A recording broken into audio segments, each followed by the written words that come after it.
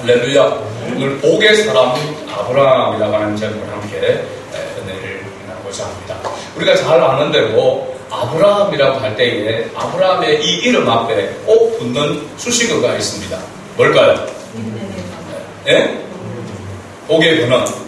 복의 근원. 성경에서 보면은 우리가 믿음의 조상입니다. 믿음의 조상 아브라함. 믿음의 조상 아브라함.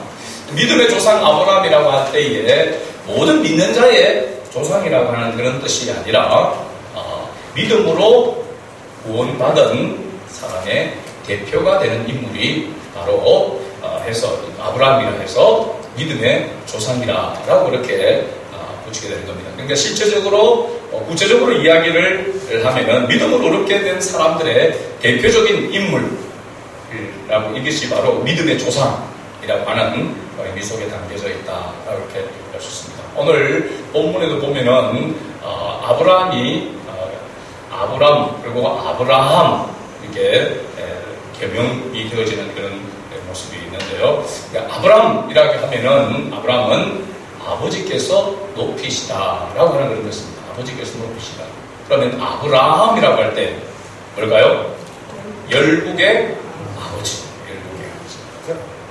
아브라함이 아브라함으로 이렇게 바뀌어진다라고 하는 것을 우리가 알 수 있습니다. 아브라함의 아내도 마찬가지죠. 사레에서 사라로 이렇게 바뀌게 되어집니다. 오늘 본문 말씀은 아브라함이 이 말씀을 우리가 너무나도 잘 아는 창세기 12장 1절에서 3절 말씀 우리가 복이라고 할 때마다 꼭 빠지지 않는 그런 말씀이 바로 이 창세기 12장 1절에서 나오는 말씀입니다. 그래서 이 말씀을 아브라함이 어디에 있을 때에 여호와 하나님께서 주셨는가, 이 말씀을 하셨는가 라고 하는 것. 11장 바로 앞에 11장 마지막 절을 우리가 한번 봅니다. 11장 마지막 32절 같이 읽어볼까요? 내라는 나이가 205세가 되어 하란에서 죽었더라. 하란에서 죽었더라. 그리고 난 다음에 창세기 12장에 이 하나님께서 여호와 하나님께서 아브라함에게 말씀하시는 말씀이 나오죠. 그러면 우리가 대략적으로 생각할 때에 이 말씀을 지금 아브라함이 언제 받았다는 겁니까? 어디에 있을 때에? 하란에 있을 때에 받았다라고 이렇게 알 수 있습니다. 그런데 한 절 더 앞쪽에 11장 31절 말씀을 보면은 조금 다른 그런 모습이 있습니다. 같이 한번 읽어볼까요? 31절. 데라가 그 아들 아브라함과 하란의 아들인 그의 손자 롯과 그의 며느리 아브라함의 아내 사레를 데리고 갈대아인의 우르를 떠나 가나안 땅으로 가고자 하더니 하란에 이르러 거기 거류하였으며.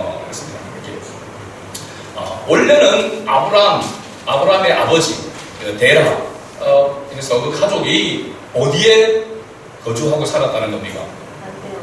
갈대아 우르라고 하는 곳에서 살았는데 거기서 어디로 가고자? 가나안 땅으로 가고자 해서 출발했는데 어디에 머물게 되었냐면 하란이라고 하는 곳에 머물게 되었다라고 되겠습니다. 그러면 저 출발을 할 때 시작해서 목적지까지 사실은 데라는 가지 못하고 하란에서 중간에서 죽게 되어졌고 그 이후에 이제 하란을 떠나서 가나안 땅으로 아브라함이 가게 되죠. 그러니까 하란에서 아브라함이 이 창세기 12장 1절에서 나오는 이 언약의 말씀, 약속의 말씀을 받았다라고 이렇게 말할 수 있습니다. 그런데 신약 성경에서 보게 되면 좀 더 정확하게 이야기를 하고 있습니다. 아브라함이 이 말씀을, 이 언약의 말씀을 받았던 그때가 정확하게 언제인지. 사도행전 7장 2절에서 4절 말씀인데요. 사도행전 7장은 우리 잘 아는 스데반이 돌에 맞아 순교하기 전에 마지막 했던 유언적인 설교가 바로 사도행전 이 7장의 말씀입니다. 우리 한번 2절부터 4절까지 같이 읽어봅니다. 스데반이 이르되 여러분 구형들이여 들으소서. 우리 조상 아브라함이 하란에 있기 전 메소포타미아에 있을 때에 영광의 하나님이 그에게 보여 이르시되 네 고향과 친척을 떠나 내가 네게 보일 땅으로 가라 하시니 아브라함이 갈대아 사람의 땅을 떠나 하란에 거하다가 그의 아버지가 죽음에 하나님이 그를 거기서 너희 지금 사는 이 땅으로 옮기셨느니라. 아멘. 자, 스데반 집사가 이 말씀을 할 때 아브라함에 대해서 언급할 때에 보면 아브라함이 어디에 있을 때에 이 언약의 말씀을 받았는가? 처음 어디에 있을 때 받았습니까? 메소포타미아 있을 때에. 다른 곳을 하면은 갈대아 우르에. 갈대아 우르에 있을 때에 하나님께서 영광의 하나님이 그에게 나타나셔서 이 고향과 친척을 떠나 내가 네게 보일 땅으로 가라. 바로 12장 1절에 나오는 이 말씀을 원래 어디에서 했냐 하면은 갈대아 우르에서 했다라고 하는 사실입니다. 그리고 또 제차, 오늘 이 12장은 제차 하란의 중간에 머물게 되어지고 그 중간에서 아버지 데라가 죽고 난 다음에 하란을 떠나서 가나안 땅으로 가려고 할 때에 하나님께서 원래 갈대아 우리에게 주셨던 이 언약의 말씀을, 이 약속의 말씀을 다시 주신 말씀이다 라고 하는 것입니다. 그렇죠? 그래서 우리가 이 메소포타미아 하면은 메소포타미아 문명의 발상지라고 할 수 있습니다. 갈대아 우르도 마찬가지고 바벨 탑을 쌓았던 바벨에서 거기서 제국이 또 일어나죠. 바벨론 제국이 일어나는 것을 봅니다. 근데 이 지역이 정확하게 지금 어디쯤 되는가라고 우리가 생각해 보면은 지도를 한번 띄워 보도록 하겠습니다. 네, 조금 흐릿한데 그죠? 저기 빨간 테두리가 있는데 저기가 에덴 동산이 있었던 자리로 이렇게 저 지역이라고 이렇게 봅니다. 지금 밑에 파란 부분이 나오는 밑에 쪽에 보면 오른쪽 밑에 파란 부분은 이게 페르시아만입니다. 페르시아. 그러면 지금 그 위로 두 줄기의 선으로 올라가는 강이 있는데 오른쪽 강은 티그리스, 그리고 이쪽에 쪽은 유브라테스 강이죠. 티그리스 강과 유브라테스 강이 이렇게 내려오는 이 지역이 강 유역이다 보니까 여기가 비옥한 지역이 되어지죠. 그래서 페르시아만 저기에서부터 시작해가지고 둥글게 이렇게 초승달처럼 이렇게 어디에까지 있냐면 팔레스타인 그 지역까지 이렇게 위로 해서 하란으로 해서 유프라테스 강을 해서 이렇게 지역을 비옥한 초승달 지역이라고 이렇게 얘기합니다. 지금도 이 지역이 아주 비옥한 그런 땅들입니다. 지금 저 에덴 동산 있고 하는 저 지역이 지금 어디냐면 바로 이라크 그리고 쿠웨이트라고 하는 그 지금 나라가 있는 지역이 되는 겁니다. 그러니까 지금 에덴 동산 그 근처에 밑에 보면은 우르라, 갈대아 우르라고 하는 곳에서부터 시작해서 아브라함이 데라가 거기서 출발하여서 저 유프라테스 강 그 위쪽에 보면은 하란이라고 하는 땅이 있는데 저 유프라테스 강을 건너기 전에 지금 하란에 머물고 있었다라고 하는 것을 알 수 있습니다. 구약 성경에서 보게 되면은 창세기에 특별히 보면은 이 아브라함 일행을, 아브라함 가족을 누가 이끌어가고 있습니까? 누가 이끌어가고 있죠? 데라가 있고요. 아버지 데라가 이끌어가고 있는 것을 봅니다. 그렇죠? 그런데 하나님의 말씀은 언약은 누가 받았습니까? 아브라함에게 나타났습니다. 아브라함에게 나타났습니다. 그렇죠? 근데 아브라함에게 어떻게 보면 엄청난 영적인 충격적인 사건이 이 갈대아 우르에서 일어나게 된 것입니다. 그런데 그 충격적인 그 사건을, 그 이야기를 듣고 데라가 아버지가 아브라함과 아브라함의 아내 사레와 그리고 조카 롯은 하란, 아브라함에게 있어서 형제가 셋이죠. 그죠? 그러니까 데라의 아들이 셋입니다. 아브라함, 나홀, 하란. 그러니까 하란이라는 이름이 사람 이름도 있고 지역 이름도 있고, 그죠? 그렇습니다. 그죠? 그 하란의 아들이 누구냐면 롯입니다. 근데 이 하란은 어디에서 죽냐면 갈대아 우르에서 먼저 죽게 됩니다. 그래서 조카 롯을 아브라함이 데리고 나오죠. 그래서 나중에 보면 조카 롯과 아브라함이 함께 동행하는 것을 우리가 성경에서 살펴볼 수가 있습니다. 그런데 아브라함이 이 하나님의 말씀을 받았던 이 놀라운 메시지, 하나님의 영광을 보았던 이 일을 데라가, 아버지인 데라가 그것을 예사롭게 여기지 않고 아브라함과 그 가족을 데리고 갈대아 우르를 떠났다라고 하는 사실입니다. 자세히 보면은 데라의 아내도 데리고 가지 않았습니다. 나홀도, 아들인 나홀도 데리고 가지 않았습니다. 정확하게 보면 데라는 누굴 데리고 가냐면 아브라함과 아브라함의 아내 사레와 그리고 조카 롯만 데리고 갈대아 우르를 떠나는 것입니다. 이건 왜 이렇게 했을까라고 하면은 그 당시에 우리 볼 때에는 족장입니다. 족장. 아버지는 족장입니다. 족장. 그러니까 족장의 군안에 권세가 있는 거죠. 그러니까 아들이 그와 같은 영적인 그런 체험을 하고 그런 메시지를 받았다라고 하는 것을 족장으로서 아버지로서 그것을 예사롭게 넘기지 아니하고 그래서 그 가족을 데리고 떠난 것입니다.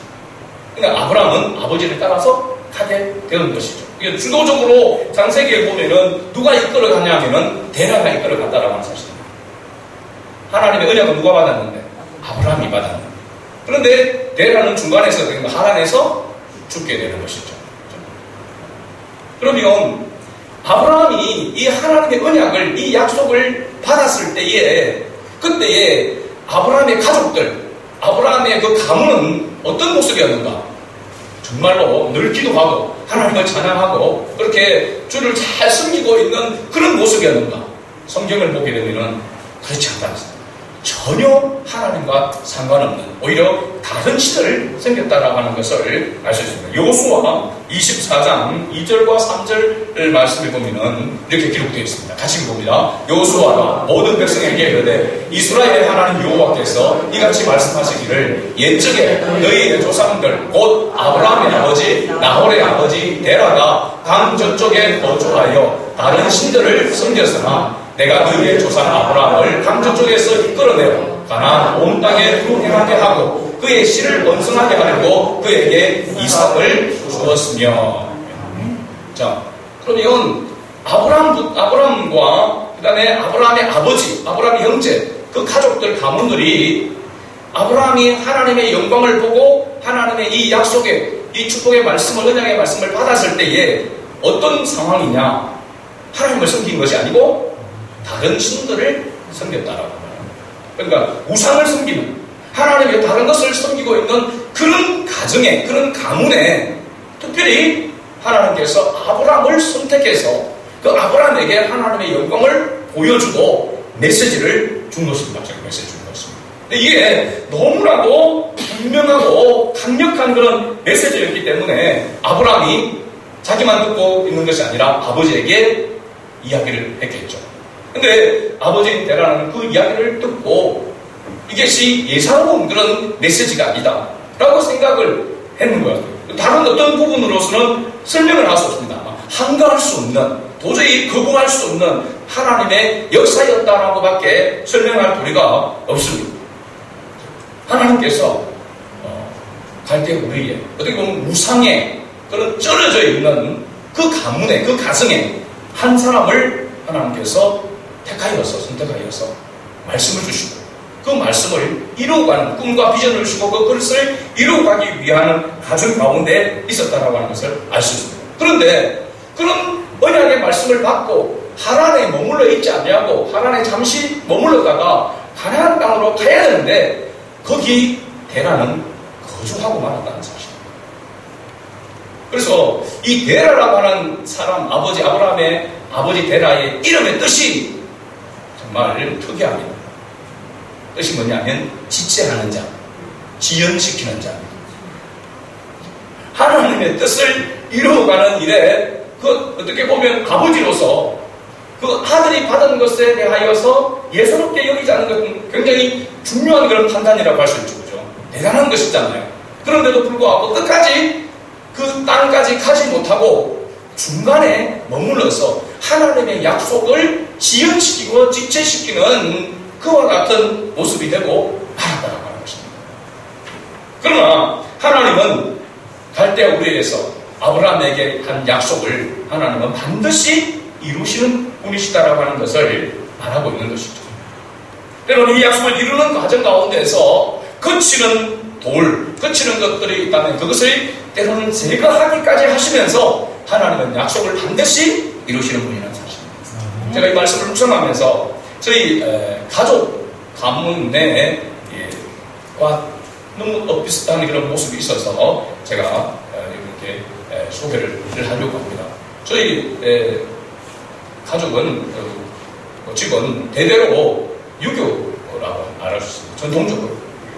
저희 아버지는 특히 이 제사의 목숨을 거시는 분이었어요. 제사. 그래서 그때 당시만 하더라도 다 어려운 그런 상황, 형편인데도 불구하고 제삿날, 제사 때의 그 생선은 그 장날에서 제일 큰 생선을 항상 사오시고 좋은 그런 제사 드리기 필요한 그런 것들을 준비해서 그래서 우리는 제사만 기다리고 있죠. 제사를 잘 먹으니까. 그죠?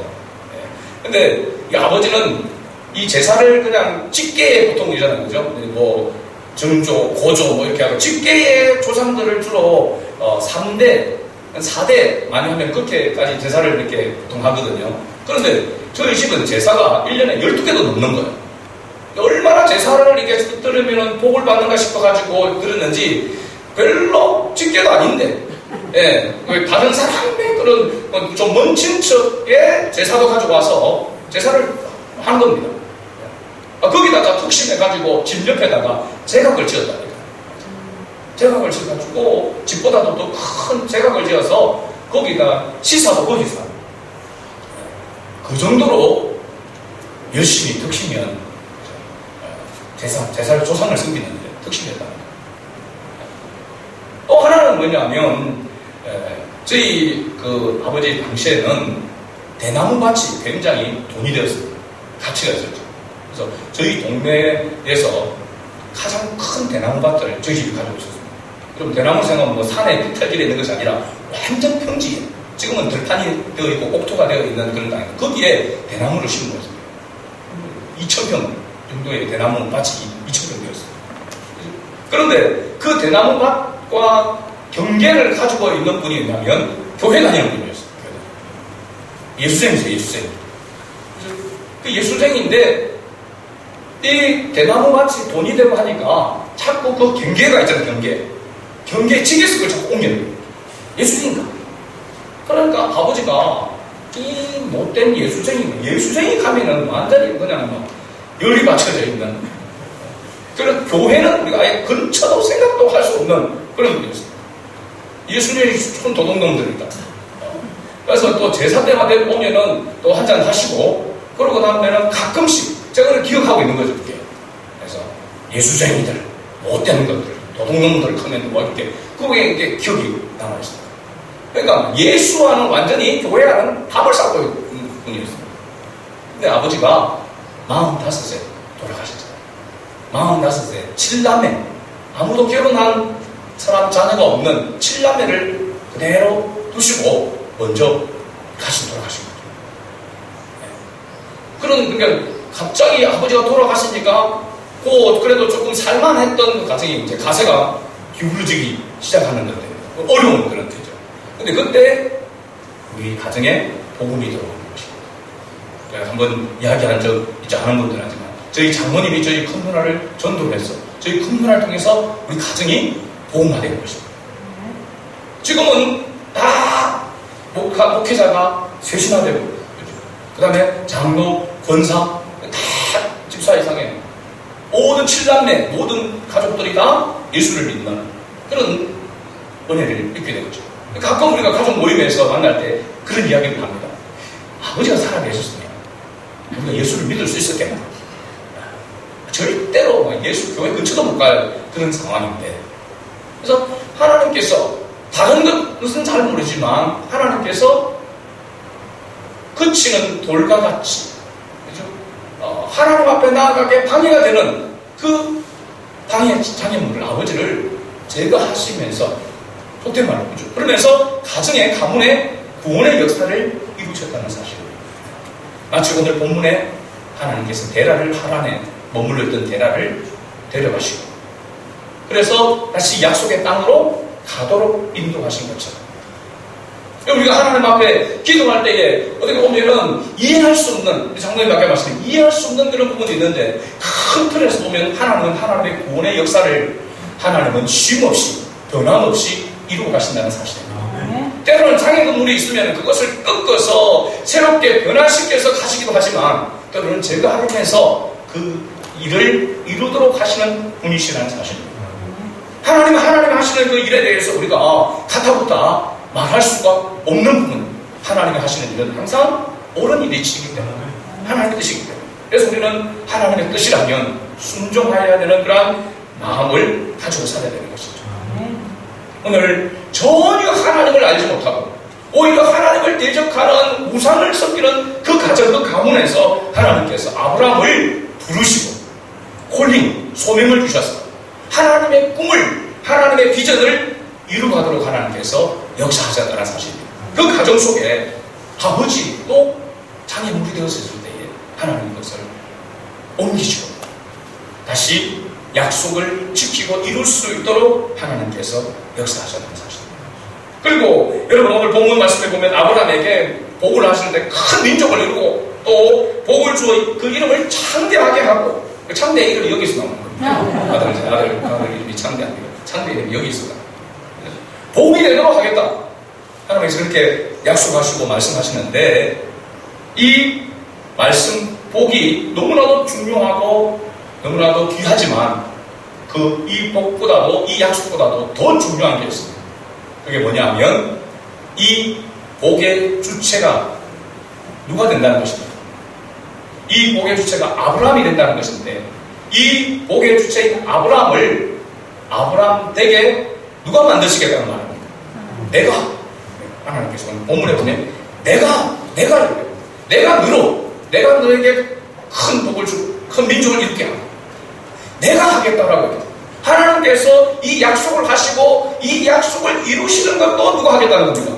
하나님이 하시겠다는 거예요. 할렐루야. 그러면 우리가 예수를 그리스도로 믿고 구원함을 받은 우리 하나님의 자녀인 우리에게 있어서 우리의 주인은, 우리의 왕은 누구십니까? 요 하나님이신 줄 믿습니다. 믿습니까 여러분? 그러면 여러분 인생과 여러분 가정과 여러분 모든 계획과 모든 것이 누구와 연결되어 있는 겁니까? 누구 손에 있는 거죠?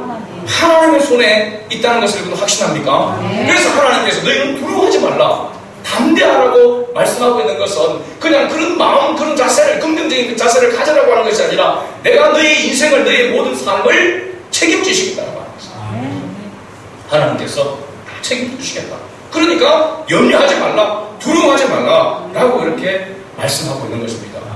여러분 이런 하나님을 우리가 왕으로, 우리가 주인으로 우리가 하나님을 경배하고 예배하고 있다는 사실을 우리가 잊으면 세상의 것에 두려움을 느끼게 되어지고 세상의 것으로 염려, 걱정하고 벌벌 떨게 되는 것입니다.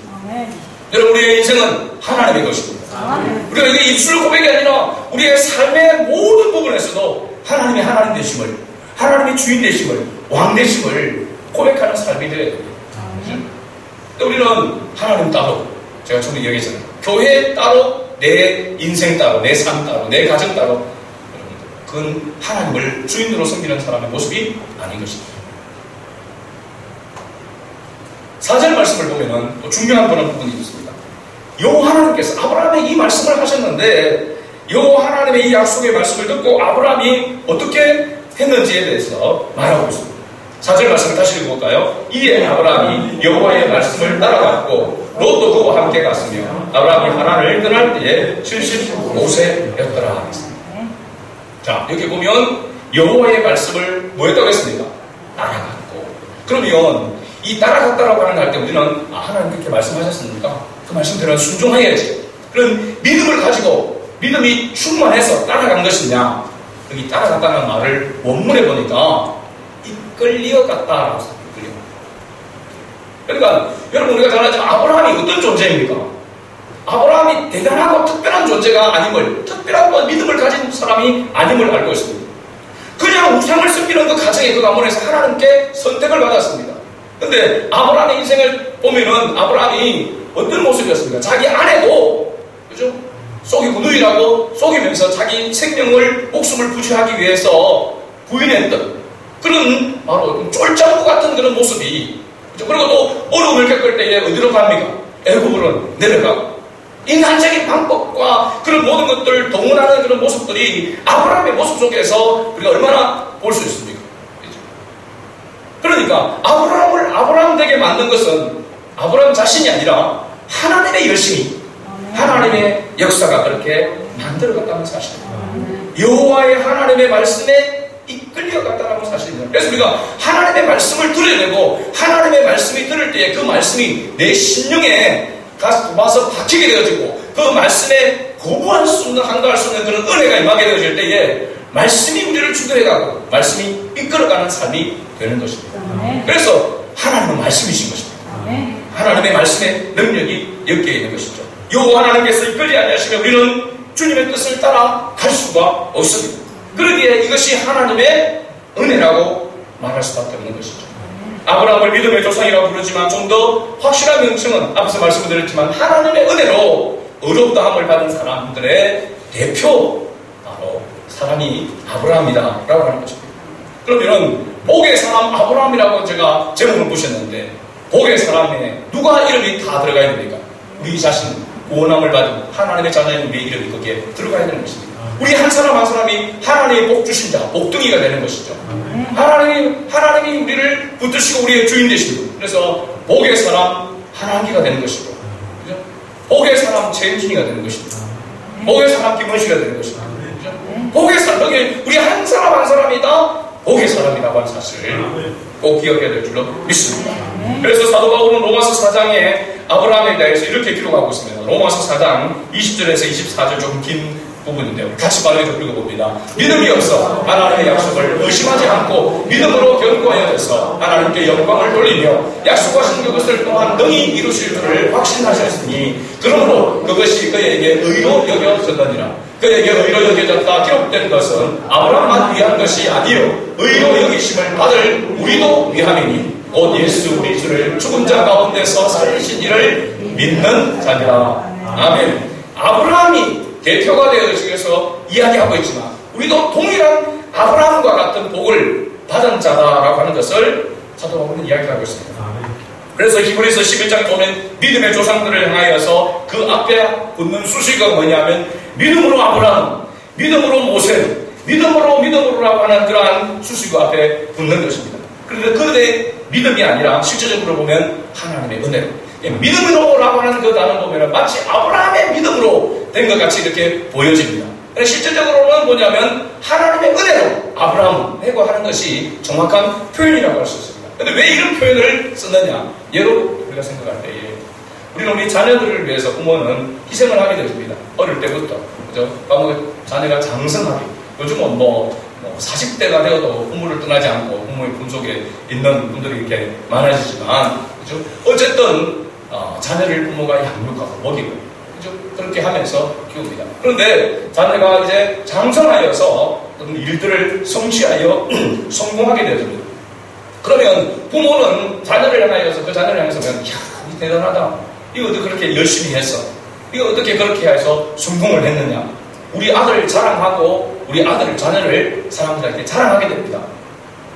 그러면 자녀는 또 어떻게 해야 됩니까? 다 부모님의 덕택입니다. 엄마 아빠가 이렇게 키워줬어. 이렇게 뒷바라지 해줘서 제가 이 자리에 설 수 있습니다. 그렇게 해야 정상입니다. 그죠? 그런데 부모하고 상관없이 내가 잘났어 이 자리에. 그럼 그건 바로 불효막심한 자녀가 되는 것이죠. 부모의 입장에서는 보면, 부모의 입장에서는 부모가 다 뒷바라지 해줬음에도 불구하고 자녀가 성공하게 됐을 때 마치 자녀가 잘했어. 자녀의 능력으로 그렇게 된 것처럼 부모는 자랑한단 말이에요. 그래서 히브리서 11장에 믿음으로라고 이렇게 표현한 것은 바로 하나님 이와 같은 표현을 쓴 것입니다. 내가 모든 약속과 내가 모든 것들을 다 너희를 위해서 해주었지만 네가 그렇게 믿음으로 나를 섬기고 나를 따르게 되는 것은 하나님의 은혜이지만 하나님은 이 믿음으로, 그래서 그 믿음으로 우리가 뭘 얻었습니까? 구원을 얻잖아요. 믿음으로 구원을 얻는데 그 믿음이 사실은 내 것이 아니라 하나님의 은혜라고 하는 사실입니다. 그것을 아는 사람은 어떤 모습이냐? 하나님의 은혜로 우리가 구원을 받고 하나님의 은혜로 되었다고 하는 것을 아는 사람의 특징, 바로 오늘 본문 7절과 8절 말씀에 나타나 있습니다. 7절과 8절 말씀을 같이 읽어봅니다. 여호와께서 아브라함에게 나타나 이르시되 내가 이 땅을 네 자손에게 주리라 하신지라. 자기에게 나타나신 여호와께서 그가 그곳에서 제단을 쌓고 거기서 베델 동쪽 산으로 옮겨 장막을 치니 서쪽은 베델이요 동쪽은 아이라. 그가 그곳에서 여호와께 제단을 쌓고 여호와의 이름을 부르더니 점점 남방으로 옮겨갔더라. 하나님의 이 은혜를 깨닫고 나타나는 반응이 바로 뭐냐면 여호와께 제단을 쌓고. 여러분 앞에서 하나님께서 아브라함에게 복을 주시겠다고 계속 반복했습니다. 이 복이 뭔지 우리가 수요 예배 때 말씀드렸죠. 히브리어로 바라크라고 했습니다. 바라크. 그 바라크는 뜻이 뭐라고 했죠? 무릎을 꿇다. 다른 말로 의역하면은 경배입니다. 그러니까 하나님의 은혜를 알고 하나님을 경배하는 것, 하나님 앞에 무릎을 꿇는 것, 이것이 뭐라고요? 복이라고 하는 사실. 할렐루야. 우리가 하나님을 가까이 하면 그래서 복인 것이고, 하나님과 함께 동행하는 것이 복인 것입니다.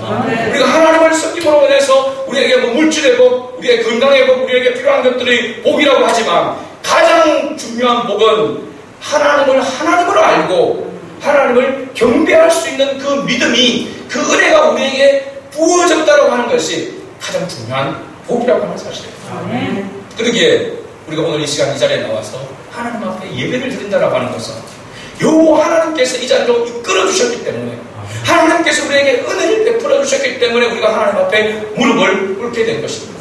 얼마나 귀하고 감사한 것입니까? 그래서 이 은혜를 우리가 우리의 삶 속에서 잊어버리지 아니하고 매일매일 복의 사람으로 살아가는 것이 마땅한 줄로 믿습니다. 여러분, 내 인생은 나의 것이 아니고 주님의 것임을 항상 인식하고 살아야 됩니다. 하나님의 앞에 나는 복을 받은 자요, 하나님이 나의 모든 것들을 책임져 주실 것이고 하나님께서 모든 것을 이끌어 주실 것이라고 하는 이 믿음을 가지고 살아가는 그런 저와 여러분 되시길 주의 이름으로 축복합니다. 아멘.